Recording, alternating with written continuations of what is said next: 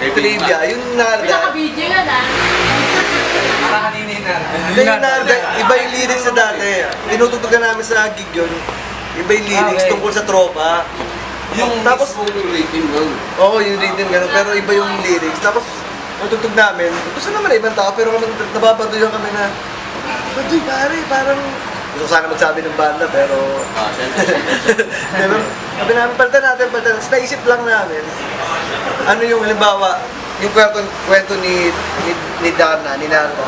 What if merong isang tao doon, na alam yung sekreto niya, sa sobrang crush niya si Narda. Kaya lang, alam naman niya na walang chance kasi nga, busy siya dahil save siya. Yun yung inspiration namin. Inisip namin kung paano kung gumawa ng kanta yung isang may gusto kay Narda na alam niya yung sikreto.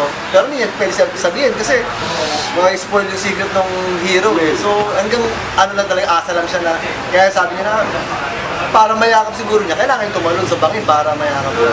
Yun yung ano nun, yung story Mo nun. talaga yun, pero nung may Akala nila yung sa likod ng mga tala, akala nila sa boobs kagad. Tapi ng mga tao din yan, masyadong judgmental eh. Eh bakit yan yung tingin mo, Angel Oxin, may isang press conference na kasama ko? Ang sarap naman talaga nun eh. Tao lang. Di ba? Yung sabi nga yung sinabi nila yung sa likod ng mga tala, bastos daw yun. Sabi namin, Depende sa nakikinig yun, pre. hindi, tsaka isipin mo, kung si Gary D yung kumanta nun, never nilang iisipin yun.